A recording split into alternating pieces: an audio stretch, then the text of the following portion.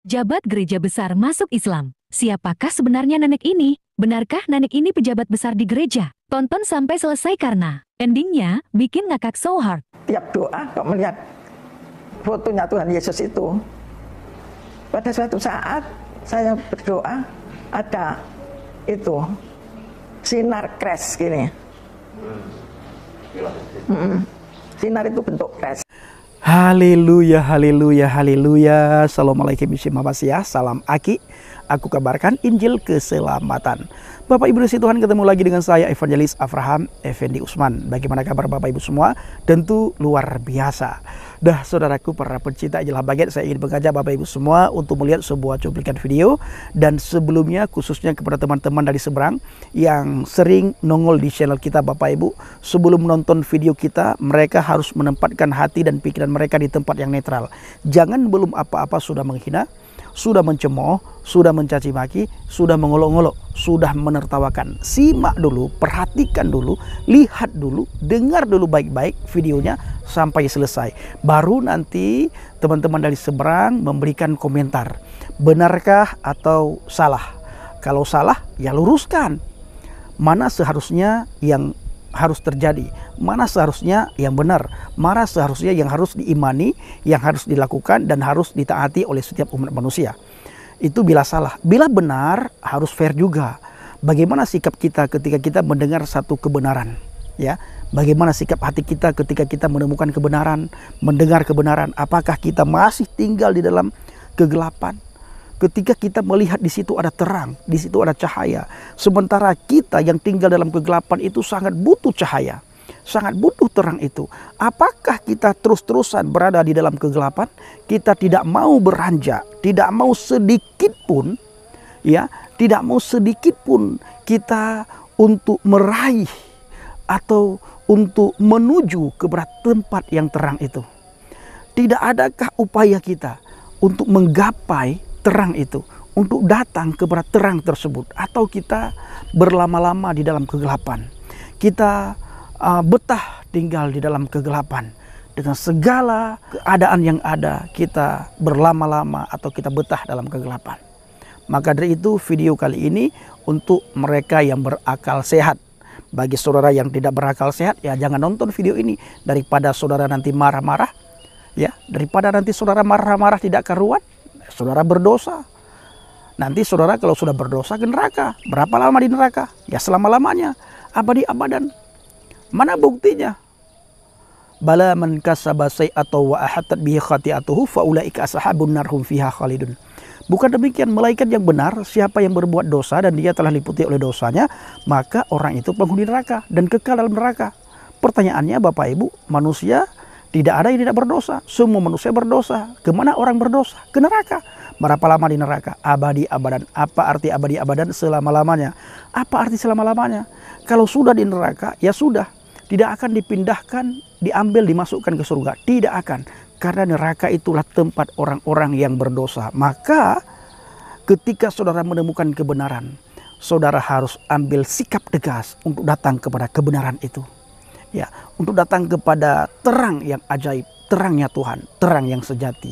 Jangan terus-terusan saudara berada di dalam kubangan dosa, atau saudara berada dan betah di dalam kegelapan. Baik saudaraku, tidak berlama-lama saya ingin memperlihatkan cuplikan video supaya kita bisa tonton sama-sama. Bagaimana cuplikan video berikut ini? Pejabat gereja besar masuk Islam. Siapakah sebenarnya nenek ini? Benarkah nenek ini pejabat besar di gereja? Tonton sampai selesai karena endingnya bikin ngakak so hard. Tiap doa kok melihat fotonya Tuhan Yesus itu.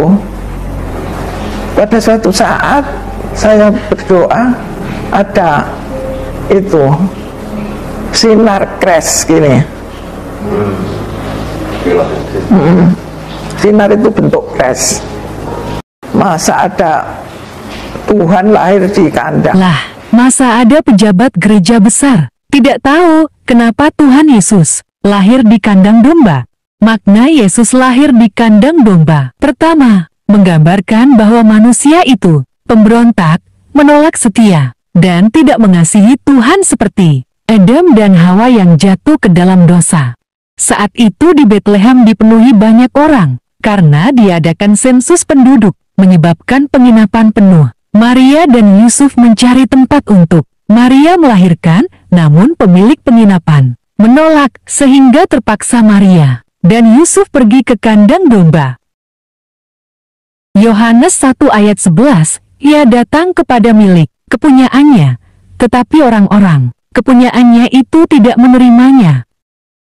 Kedua, Tuhan Yesus mencari yang terbuang. Lukas 2 ayat 10 sampai ke 11. Lalu kata malaikat itu kepada mereka, "Jangan takut, sebab sesungguhnya aku memberitakan kepadamu kesukaan besar untuk seluruh bangsa. Hari ini telah lahir bagimu juru selamat, yaitu Kristus, Tuhan, di kota Daud." Para gembala adalah kaum yang tersingkirkan atau budak di zaman itu, tapi Tuhan menunjukkan kasih-Nya sehingga berita kesukaan itu disampaikan para malaikat kepada gembala, dan gembala diberi kesempatan melihat dan menyembah bayi Yesus. Ketiga, Tuhan merendahkan dirinya karena peduli kepada manusia ciptaannya. Filipi 2 ayat 6 sampai ke 7, yang walaupun dalam rupa Elohim tidak menganggap kesetaraan dengan Elohim itu sebagai milik yang harus dipertahankan, melainkan telah mengosongkan dirinya sendiri dan mengambil rupa seorang hamba dan menjadi sama dengan manusia. Keempat, Tuhan Yesus memperlihatkan betapa besar cinta kasih-Nya kepada manusia.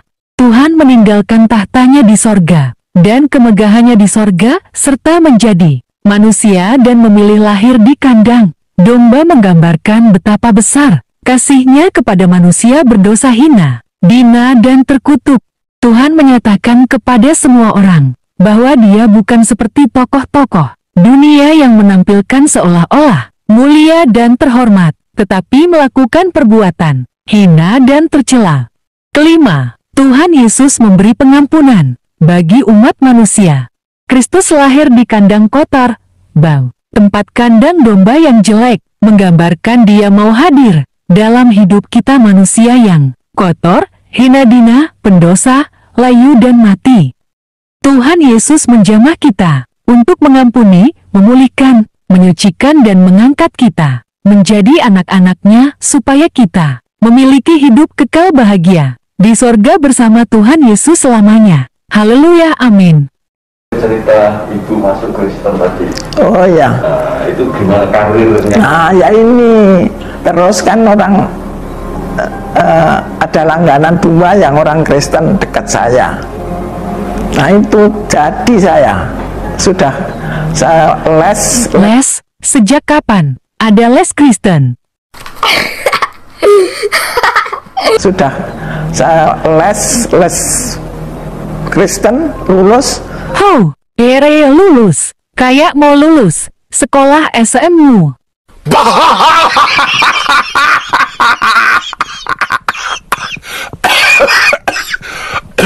Kok enak? Enaknya gimana sih Bu? Bisa di Kan sholatnya kan cuma satu seminggu sekali sholatnya yang diharuskan. Terus kalau berdoa ya mudah, terus pakaiannya rapi-rapi. Masa pejabat di gereja besar berdoanya cuma sekali seminggu? Sebenarnya siapa nenek ini? Apakah dia benar mantan pejabat di gereja besar? Simak lagi videonya guys. Kerja di gereja Surabaya, gereja besar. Satpamnya aja 6, sopirnya 4, kan termasuk gereja besar. Saya bekerja di situ, kepala rumah tangga. Ingat ya baik-baik, neneknya dulu kerja di gereja besar. Satpamnya 6, sopirnya 4. Neneknya bagian kepala rumah tangga. Mana ada di gereja jabatan kepala rumah tangga? Pokoknya hasilnya aja 54. Ingat ya baik-baik, neneknya sampai hafal betul jumlah satpam, supir dan AC. Tapi giliran ditanya tahun berapa kerja di situ, neneknya bingung. Saya kok Jadi gaji. lu gaji Berapa Bu gaji? Gaji awal saya tahun itu 300.000. Tahun berapa? Tahun berapa ya itu? 90-an? 90-an? Enggak. Atau 80-an? Enggak. 89. Berapa ya, tahun berapa pun? Bukan. 70. Berapa itu? Pada waktu itu 300 itu emas 4. Akhirnya dari sini kita ketahui, si nenek hampir keceplosan kalau dia tak pernah jati Kristen. Karena waktu masuk situ kan saya bilang, saya itu nggak pernah jadi orang bukan nggak pernah jadi orang bukan nggak pernah jadi orang bukan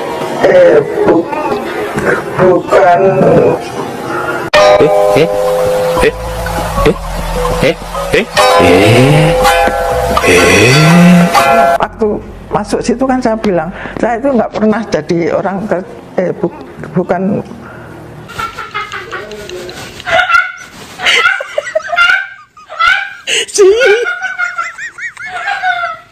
Apa sih coba sih?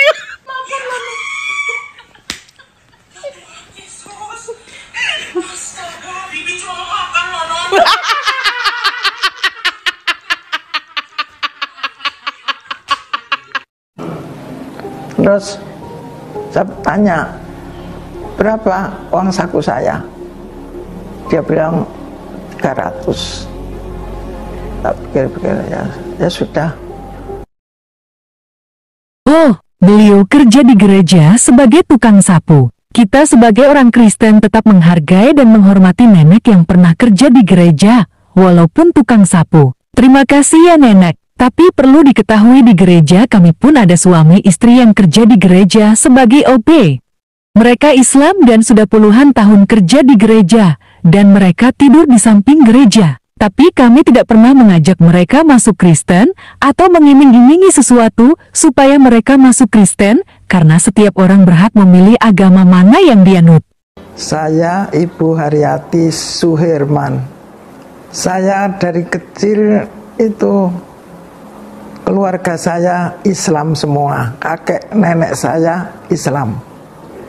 Saya juga Islam, cuman saya tidak mengerti arti dari bahasa Arab. Dari video yang disimak, kita sudah tahu siapa si nenek. Dia Islam dan pernah kerja di gereja karena suaminya sudah meninggal. Kemudian mengaku pernah masuk Kristen, lalu mualaf. Ya begitulah katanya. Tapi dari video yang saya simak, sudah jelas nenek ini siapa. Kita serahkan saja sama Tuhan Yesus. Benar atau tidaknya cerita si nenek, hanya Tuhan Yesus yang tahu. Oke, teman-teman sekalian, itulah videonya ya. Jadi kita udah lihat bahwa ini yang punya channel ya, Hidayatullah TV katanya, dan dia ini memposting kesaksian semacam ini. Ini dia tidak tahu kalau sedang menjelekkan citra Islam sendiri, teman-teman sekalian ya. Karena kalau ada orang-orang yang bersama ini dan akhirnya ketahuan ya bahwa nenek ini bukan pejabat besar di gereja gitu ya, dan itu tidak ada istilah pejabat besar di gereja, juga tidak ada yang namanya kepala rumah tangga di gereja, tak ada. Ya, tak ada tugas itu, tidak ada jabatan itu. Yang ada itu pendeta, para diaken gitu ya, majelis gereja gitu dia. Ya, kemudian para rohaniawan, pemimpin pujian gitu ya, yang memimpin liturgi setiap minggunya. Ya, pendoa syafaat, itu jabatan-jabatan di dalam gereja. Ya, tidak ada jabatan di gereja, jabatanmu di gereja saat itu kepala rumah tangga. Wah. Lucu teman-teman sekalian. Bahkan teman-teman sekalian, dia katakan tadi ya, dia menghafal jumlah jumlah satpam, jumlah supir, tapi giliran ditanya tahun berapa kerja di gereja besar itu, dia tidak tahu teman-teman sekalian.